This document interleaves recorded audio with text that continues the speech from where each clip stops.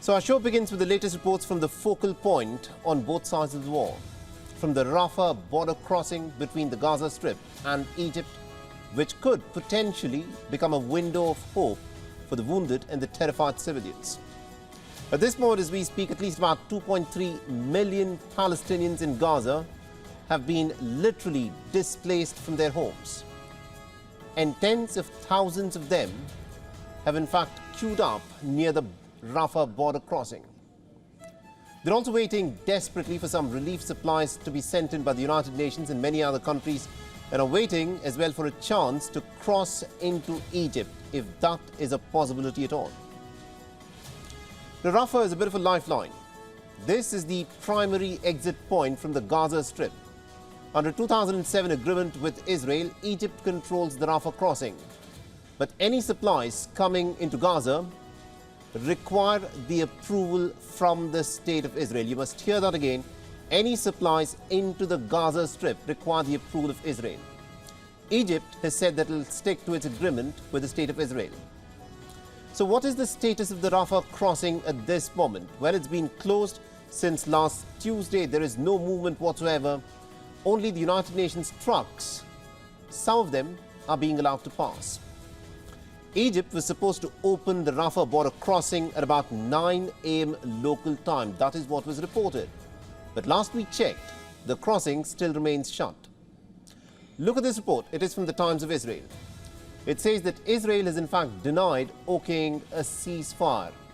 So Egypt could open the crossing only for the Palestinians. The report carries a statement from the Israeli Prime Minister's office. It says, and I quote, "At the moment there is no ceasefire for humanitarian aid into the Gaza Strip and for the exit of foreigners." So the result is this: there is a standoff. This includes many foreign nationals as well who had been hoping to escape from the battle zone.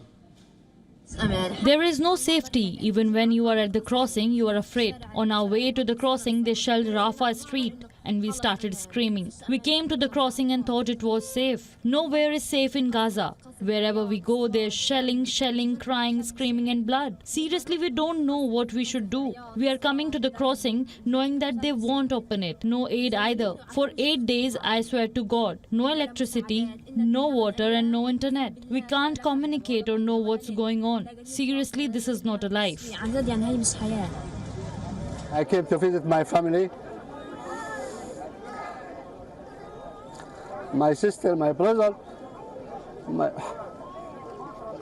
and I just like before the war, like couple days, and I want to spend like two weeks with my family here and enjoy. I enjoy here with the war. With the war, I can't sleep. A lot of bomb, no water, no food, no nothing, no life here, no life. I don't know how they're thinking about people. All over the world, they have like country, people live, they go visit family, they go everywhere. That's Gaza Strip in Palestine. This is like, they think it's not people here.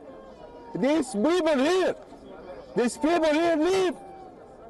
It's not life. Now, Egypt is not wilted under humanitarian pressure either. I'll start with what the country's president, Abdel Fattah al-Sisi, has indicated, that his government is in fact unwilling to allow the Palestinians into Northern Sinai. Why? Because it fears that this could amount to a permanent resettlement and also refugee camps of Palestinians, as an Israeli occupation of northern Gaza becomes a permanent reality. Now, this is what the Egyptian president has said last week. Allow me to quote him. "Egypt will not allow the liquidation of the Palestinian question at the expense of other parties. There will be no leniency or squandering of Egypt's national security under any circumstances." So what does this tell you? That Israel is not the only reason why the Rafah border crossing at this moment is shut. Egypt also has some serious apprehensions and does not want to add to the great burden of an economic crisis. Now, we're not the ones who are saying this. Egypt's own media networks are, in fact, reporting of this. On your screens is an excerpt from a report that was published by Mada Masr, one of Egypt's independent news outlets. Let me quote what it states. Egypt is still under pressure from Western nations who are also offering economic incentives in an effort to come to a deal. There is some inclination to accept a large influx of Palestinians into the Sinai Peninsula within the decision-making circles of Egypt, if international partners provide economic incentives. Still, the prospect of long-term financial support for the Palestinians in Egypt, whether from Cairo or internationally, appears vanishingly remote. Let's also bring you on top of the developments on the 10th day of the war. Firstly, Israel says that it has resumed. This is what Israel claims, that it has resumed water supplies to some areas in the southern part of Gaza. Now, these areas include Bani Sahila and also the city of Khan Yunis in the southern part of Gaza. Reports say that the supplies have been reopened in the south to try and encourage the people stuck in the northern part of Gaza to flee to the southern part of Gaza. But the locals there dispute this Israeli claim that water supplies have been restored. Development number 2. The president of Israel, Isaac Herzog, has released a Hamas booklet to the public. Now, this booklet was apparently found in the body of a slain terrorist. The booklet apparently outlines tactics like intimidating captives and also carrying out executions. Development number 3. A union of Palestinian journalists has said that at least about 11 Palestinian journalists have been killed in the course of the air raids that Israel has carried out since the conflict began. 20 other journalists have sustained some serious injuries. Fourthly, the American Secretary of State Anthony Blinken, who is on a tour of shuttle diplomacy, has again returned to the state of Israel after holding consecutive talks with 6 Arab states: Qatar, Jordan, Bahrain, the United Arab Emirates, Saudi Arabia and Egypt. Now, Blinken is expected to share his conversations with the leaders of these respective countries, with Israeli authorities, and then to chalk a way forward towards hopefully some kind of a cessation of hostilities. The development number 5, Iran has accused the United States of America of already being heavily involved in the Israel-Hamas war. It says that Israel's actions are being carried out with the full, not just complicity, but with the full support of the United States of America. And Washington must be held accountable for what is unfolding at this moment in the Gaza Strip. The American government must be held accountable for the crimes of the Zionist regime. And it is the American government that, with all of its might, is now supporting the Zionist regime against the oppressed nation of Palestine. Sending a military fleet to the region's waters has no meaning other than unilaterally supporting the oppressor against the oppressed. All right, so we heard the Iranian perspective there. The 6th development that has happened today is Israel has now released some latest updates on the number of Israeli hostages that are being held captive by Hamas in Gaza. Now, the state of Israel says that Hamas at this moment is holding at least 199 hostages, in compared to the previous number that the Israeli Defense Force, which had put out, which said that anywhere from 130 to 150 Israeli hostages were being held captive by Gaza. Lastly, the IDF at this moment is planning to evacuate its own civilians. These are Israeli civilians who live in proximity of the Lebanese territory. This move is being taken amidst repeated rocket and missile exchanges that have taken place between the State of Israel and Hezbollah. So these are the top 6-7 developments that have happened today. And this is day 10 of the war, but the focus, of course, remains at the Rafah crossing. The next 24 hours are going to be extremely crucial. From the other side of the war, this is going to be important to see as to what, of course, happens. And our principal diplomatic correspondent, Siddhant Sibil, is in fact at this moment joining us live from Tel Aviv. Now, Siddhant, this is a key moment in this war. At this moment, Anthony Blinken, as a part of his shuttle diplomacy, has visited 6 Arab nations.